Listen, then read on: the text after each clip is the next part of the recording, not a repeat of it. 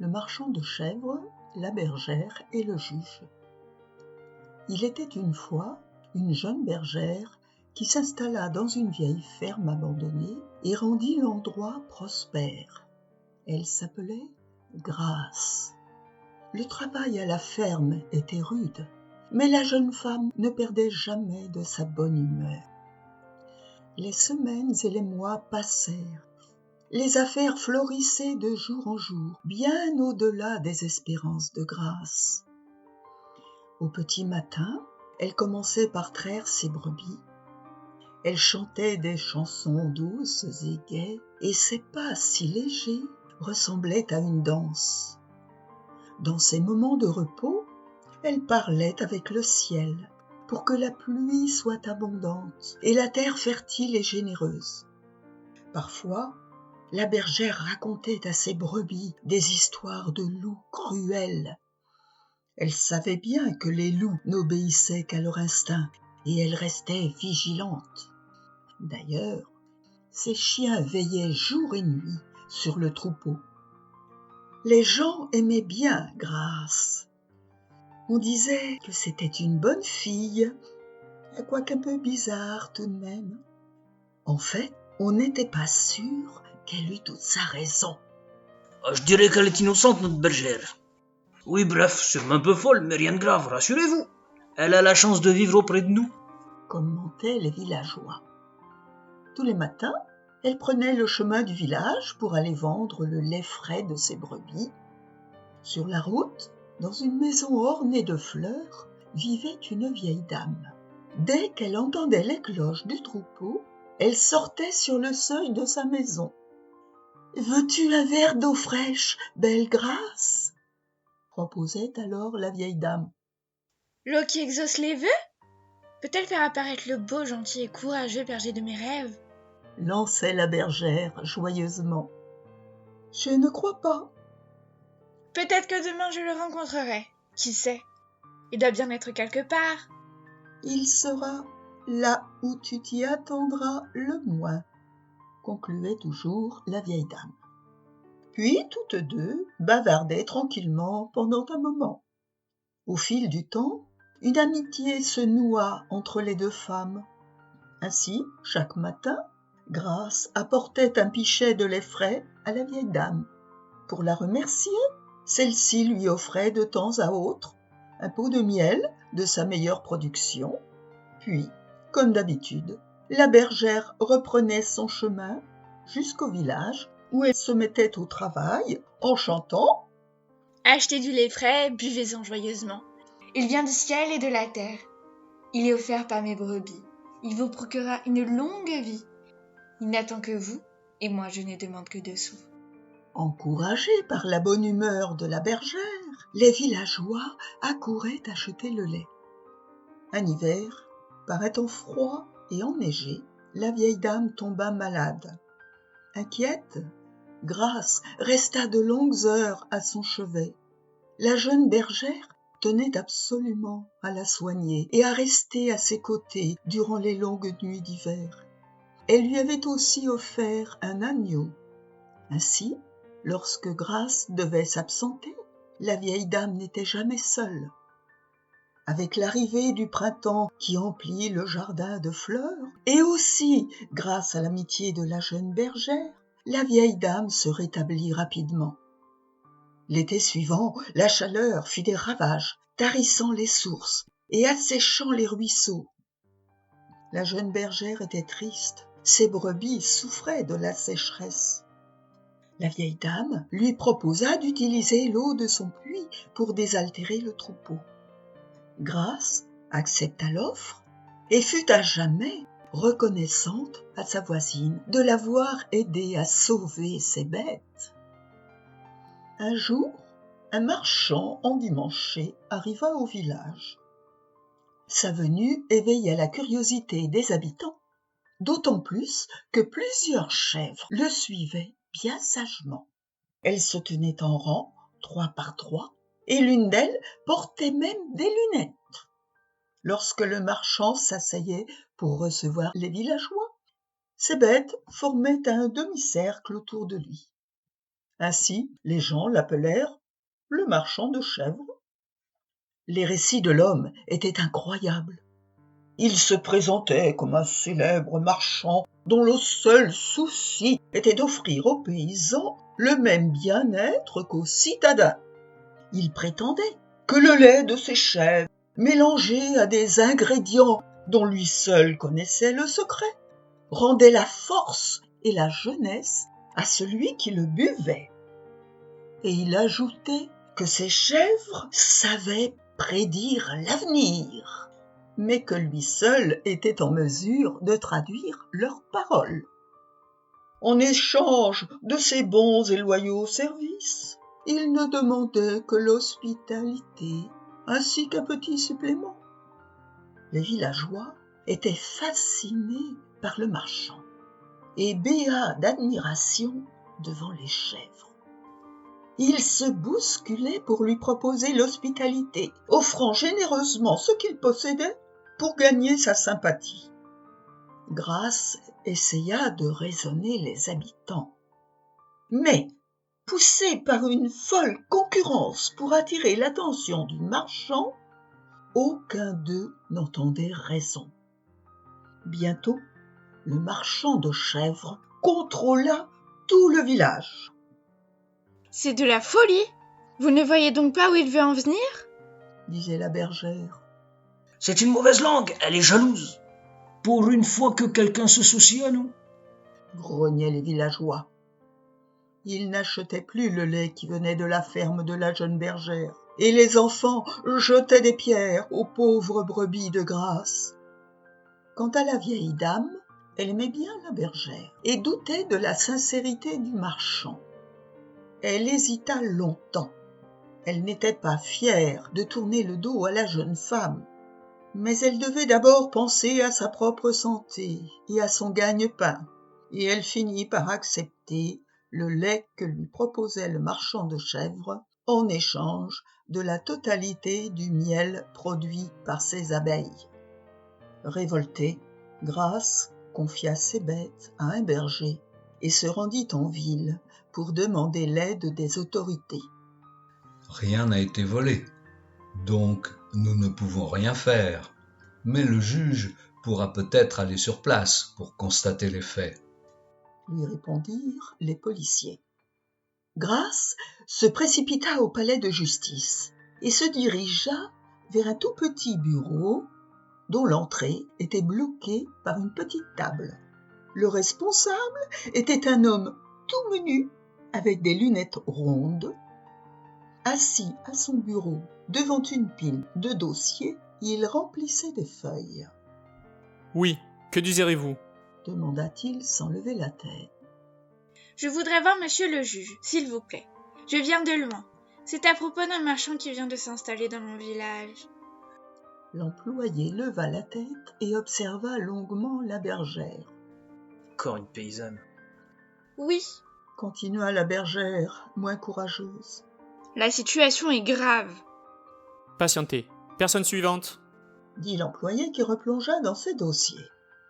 Silencieusement, la bergère alla prendre place sur une petite chaise dans le couloir. En fin d'après-midi, à l'heure de la fermeture, elle s'approcha de l'employé. « Et maintenant, est-ce que je pourrais voir monsieur le juge ?» « Vous êtes encore là ?»« Oui, monsieur. Pourrais-je voir monsieur le juge, s'il vous plaît ?»« Il vient de partir, le juge. »« Croyez-vous que j'aurai une chance demain ?» Vous avez vu tout ce monde ? Eh bien, ils sont avant vous. » Pendant des jours, la bergère se rendit très tôt au palais de justice. Elle restait assise toute la journée dans le couloir, à sa place habituelle. Un jour, l'employé lui demanda « Si vous me racontiez en détail la raison de votre venue. » Alors voilà. Et la bergère raconta toute son histoire. « Je parlerai à monsieur le juge. Revenez demain pour avoir la réponse. » Le lendemain, comme prévu, Grâce se précipita au palais de justice. L'employé venait d'arriver. Il entra dans la pièce et bloqua l'entrée avec son petit bureau. Puis, il accrocha son écharpe et son manteau à un porte-manteau dans le coin de la pièce et s'exclama Eh ben, monsieur le juge dit que l'affaire est délicate. Il est bien occupé, mais il va essayer de vous envoyer quelqu'un. Maintenant, Rentrez chez vous. La jeune bergère retourna chez elle. Les jours passèrent, mais personne, et encore moins un fonctionnaire de la justice, ne se présenta au village. Chaque soir, les paysans organisaient à tour de rôle une fête chez eux en l'honneur du marchand. À la fin du repas, les chèvres intégraient l'assemblée et le marchand prédisait l'avenir. Les gens étaient heureux et regrettaient d'avoir perdu tant de temps dans le passé. Ils se plaignaient. Pourquoi le marchand n'était-il pas venu plus tôt ? Pourquoi les gens de la ville étaient-ils toujours les premiers à profiter de tout ? Les villageois étaient tellement ravis qu'en signe de reconnaissance, ils décidèrent de fabriquer pour les chèvres des lits douillets en plumes d'oie. Rapidement, les plumes d'oie devinrent rares dans le village, aussi rares que les personnes raisonnables. Par ailleurs, les villageois tentaient d'imiter les chèvres en produisant de drôles de sons et se lançaient dans d'interminables discussions de la plus haute importance pour déchiffrer le langage des bêtes. Chacun était persuadé d'avoir la bonne interprétation. Bientôt, des bagarres éclatèrent. Je vais te montrer le langage des chèvres. Bah tiens, va là. Mais il m'a tapé. Tiens. Et il fallut emmener quelques hommes à l'hôpital. Entre-temps, l'arrivée d'un inconnu intrigua beaucoup les habitants. Ils ne savaient ni qui il était, ni d'où il venait, mais semblait être un homme cultivé. Les paysans se moquaient de lui et lui riait de bon cœur avec eux. Le marchand aurait bien voulu engager le jeune homme à son service. Désolé, Refusa l'inconnu. je ne sais pas qui je suis, mais je ne suis pas stupide non plus. Il méprisait le marchand et pour pouvoir manger à sa faim, il se débrouillait en travaillant ici et là. Ses conseils étaient judicieux et sa force et sa bonne volonté faisaient le reste. Bientôt, sur décision du marchand, les villageois refusèrent de l'engager. Le marchand n'en faisait qu'à sa guise et organisait la vie du village comme bon lui semblait. Les temps étaient durs. Quelques semaines passèrent, à la fois triste et en colère. La jeune bergère décida d'emmener ses bêtes dans les montagnes. Un matin, en quittant le village à l'aube, elle croisa l'inconnu qui partait aussi. « Eh oh, l'inconnu, où allez-vous » demanda la jeune bergère. Où je pourrais travailler, pourvu que ce soit loin de ce village, du marchand et de tous ces gens. Pourquoi ? Vous ne les aimez pas ? Non, et ce probablement pour la même raison que vous, bergère. Si je restais, je deviendrais fou. Voulez-vous travailler en tant que berger ? Je vous engage. Bien volontiers. Il devança la bergère qui, immobile, réfléchissait. Alors, Bellegrâce, vous venez ? Je me demandais comment pourrais-je vous appeler. L'inconnu est parfait. Vous ne pouvez pas trouver plus inconnu que moi. Je ne sais même pas comment je m'appelle. Ils s'éloignèrent du village. Comme ils contournaient une petite ville sur leur chemin, l'inconnu entendit un bruit semblable aux pleurs d'un enfant. Il s'immobilisa, vérifia autour de lui, puis fixa la bergère. Voilà que les brebis pleurent comme des êtres humains. Peut-être sont-elles fatiguées ? Je n'ai rien entendu, et je peux vous assurer que certaines choses ne changent jamais. Une brebis est une brebis. S'exclama la bergère d'un air étonné et amusé. C'est à cause de ce satané marchand. À force d'entendre des âneries, on répète les mêmes choses. Il était donc temps pour vous de partir. Mais l'inconnu ne se trompait pas. Cette fois-ci, les pleurs se firent plus distincts. Vous entendez comme moi ? C'est bien un enfant. Elle courut dans la direction du bruit. Abandonné sous un arbre, au bord de la route, un bébé pleurait. L'enfant leur tendait les bras. Ils regardèrent autour d'eux, mais il n'y avait personne. Qu'allons-nous faire de ce bébé ? L'enfant, en pleurs, s'approcha d'eux à quatre pattes. À l'évidence, rien d'autre que de l'emmener avec nous. ajouta Grâce en prenant l'enfant dans ses bras. C'est d'accord. En tout cas, en notre compagnie, il ne manquera pas de lait. D'ailleurs, je m'en charge. S'exclama l'inconnu en se dirigeant vers une brebis. Vous qui vouliez me trouver un prénom, vous pouvez en choisir un pour lui en attendant de retrouver ses parents. 2 inconnus, ça commence à faire beaucoup. Pour l'instant, aucun prénom ne me vient à l'esprit. Valentin. Proposa l'inconnu d'un ton enthousiaste. L'air pensif, il poursuivit. Je ne sais pas pourquoi je dis ça, ni même de qui il pourrait s'agir. En tout cas, je trouve que c'est une bonne idée.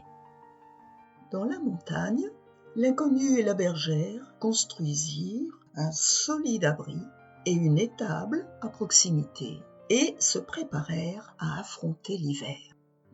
Les saisons se suivaient comme il se doit. L'été arriva après le printemps, puis l'automne, et bientôt l'hiver s'installa. Valentin grandissait et il vivait en toute tranquillité. Le soir, il se reposait autour d'un feu, regardant le ciel étoilé et écoutant le murmure du ruisseau. Le ronflement de l'enfant ne tardait jamais à briser le silence, suivi des éclats de rire de la bergère et du berger. Parfois, il descendait de la montagne vers la petite ville pour faire quelques emplettes. Sur le trajet, l'inconnu avait pris l'habitude de porter le petit sur ses épaules en chantant à tue-tête. Un jour, alors que Grâce allait chercher de l'eau en compagnie du petit, elle glissa au bord du ravin et dans sa chute se raccrocha à une branche. Valentin, qui était resté sur l'herbe, s'agenouilla pour mieux voir la jeune femme. Il commença à pleurer. « Valentin, va chercher l'inconnu !» cria Grâce. Le petit se leva et courut dans la direction de la jolie petite ferme. Il revint quelques minutes plus tard dans les bras de l'inconnu. « Grâce, accrochez-vous !» Il brisa la branche la plus solide de l'arbre le plus proche et l'attendit à la jeune femme. « Agrippez-vous !» L'inconnu tira de toutes ses forces et parvint enfin à remonter la jeune femme. « Merci du fond du cœur, » dit-elle. Elle s'assit dans l'herbe et serra Valentin tout contre son cœur. L'inconnu jeta la branche qui dévala la pente jusqu'au fond du gouffre. « Vous m'avez fait peur, » murmura-t-il en les serrant tous les deux contre lui. Lorsque le petit est arrivé en criant et en pleurant, j'ai tout de suite compris qu'il vous était arrivé quelque chose. « On va chercher de l'eau maintenant ?» demanda Valentin, qui avait déjà retrouvé sa bonne humeur. « Cette fois, je vous accompagne, » dit l'inconnu. Il prit l'enfant sur ses épaules et ils descendirent tous trois vers le ruisseau. Depuis cette aventure, l'inconnu souffrait de ne pas savoir qui il était et il faisait bien des efforts pour retrouver sa mémoire. Mais en vain. Sa vie commençait ce matin-là où il s'était réveillé au milieu de nulle part, assailli par le froid et la faim. « C'est terrible de ne pas savoir d'où on vient, » s'exclama-t-il un jour. « Cela pourrait être pire. » Ça peut toujours être pire. Mais ceci ne répond pas à ma question. Pourquoi avais-je l'intime conviction de connaître le marchand ? Où, quand et dans quelles circonstances ai-je pu le rencontrer ? À plusieurs reprises, j'ai essayé d'aborder le sujet avec lui, mais en vain. Je devinais les méthodes crapuleuses qu'il allait employer pour arriver à ses fins. Je savais quels mots il allait choisir pour convaincre les villageois. Est-ce que je suis un terrible criminel, un bandit ? J'ai l'impression de connaître ces gens-là mieux qu'eux-mêmes. Peut-être êtes-vous tout simplement une personne sensée. Et moi, pourquoi j'ai agi de cette manière ? Je n'en sais rien. Après tout, le marchand a réussi à me pousser à l'exil. J'ai abandonné ma ferme et laissé derrière moi les gens que j'aimais bien. Parfois, je me dis que j'ai peut-être eu tort. N'aurait-il pas été plus sage de ne rien dire ? Pourquoi ? Pourquoi tout cela ? Pourquoi c'est comme ça ? Mais au final, je me dis que les choses sont ainsi. À quoi bon se tourmenter ? Ma belle Grâce, pour pouvoir vous demander votre main, je dois savoir qui je suis. Pardon ? demanda la jeune bergère, agréablement surprise. En attendant, et avant de savoir à quelle catégorie de filles j'appartiens, le soir, fermez bien la porte. Lui conseilla l'inconnu. Une nuit, alors que l'hiver allait prendre fin, une tempête de neige se leva et les bêtes, effrayées, sortirent de l'étable. L'inconnu se précipita pour essayer de les calmer. Réveillée par tout ce bruit, la bergère se leva d'un bond et sortit de la maison. « Fermez bien la porte de l'étable. J'ai vu une brebis s'éloigner vers le précipice. » « Faites bien attention !» lui lança la bergère en courant vers l'étable. La pauvre bête était piégée entre deux rochers, au bord du précipice. L'inconnu descendit la pente abrupte pour porter secours à la brebis affolée. Il réussit à la dégager et la tendit à bout de bras à la bergère qui venait d'arriver. Puis, il tenta de remonter la pente, mais il glissa et sa tête vint heurter un des rochers.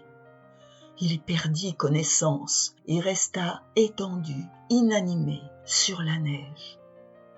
Lâchant la brebis, la bergère se précipita à son secours. « L'inconnu, est-ce que vous m'entendez ?» disait la bergère. Affolée, Grâce leva la tête, espérant croiser le regard de quelqu'un qui lui viendrait en aide, mais ils étaient bel et bien seuls, perdus dans le froid, au milieu de la tempête de neige. Elle donna quelques gifles à l'inconnu et le supplia. « Parlez-moi, dites-moi quelque chose. »« Ah, ma tête! Je dois me rendre au village d'en bas. »« Non, il faut retourner à l'abri. » insista la bergère. C'est très gentil d'être venu à ma rencontre. La situation est celle-ci alarmante? Vous savez, je suis quelqu'un de très occupé. Tant bien que mal, elle l'emmena à l'abri. L'inconnu parlait sans cesse et la bergère ne comprenait pas le sens de ses paroles. « Les villageois m'attendent, » disait-il. Les 3 jours suivants, l'inconnu délira, saisi par une forte fièvre. Grâce était inquiète et l'enfant, qui s'était beaucoup attaché à la bergère et à l'inconnu, ne les quittait pas des yeux. Il voulait que l'inconnu se lève pour l'emmener voir les brebis. Le matin du 4e jour, l'inconnu bondit du lit et s'exclama : « Je suis l'honorable juge, Léon Fontaine. » La mémoire lui revenait. Lors de son arrivée au village, il avait senti quelque chose ou quelqu'un qui l'avait bousculé. Alors, il avait trébuché et en tombant, sa tête avait heurté quelque chose de dur, sûrement un rocher. Après avoir perdu connaissance, il était revenu à lui pendant un court instant, le temps de voir le marchand penché au-dessus de lui en train de lui faire les poches. Après l'avoir dépouillé, il avait laissé le juge pour mort. « Et vous êtes venu, » dit Grâce. « Et moi qui croyais que l'employé du palais de justice s'était moqué de moi, qu'il s'était tout simplement débarrassé de moi par une vaine promesse. Quant au marchand, Il n'en est pas à sa première affaire. Nous le suivions depuis déjà un certain temps, et subitement nous avons perdu sa trace. et qu'allez-vous faire maintenant? Vous devez sûrement partir, vous nous manquerez. » Ma belle Grâce, je vous aime chaque jour davantage. Voulez-vous m'épouser? Oui et oui! Grâce, rassemblons maintenant nos affaires et retournons au village. Poursuivit le juge. En chemin, ils s'arrêtèrent dans une petite ville et le juge contacta les autorités. Ça alors, on vous a cherché partout. Et vous cherchiez le juge Léon Fontaine, j'imagine? Naturellement. Répondirent les gendarmes fièrement. Leur arrivée au village redonna de l'espoir aux habitants. Le marchand avait pillé toutes leurs ressources et ses chèvres avaient tout ravagé. Chez la vieille dame, il n'y avait plus de fleurs ni d'abeilles pour faire du miel. Chez les paysans, la situation n'était guère plus satisfaisante. Les villageois étaient dépouillés de tout et les marchands avaient quitté le village. Le grand troupeau de brebis de la bergère parcourut de nouveau les pâturages.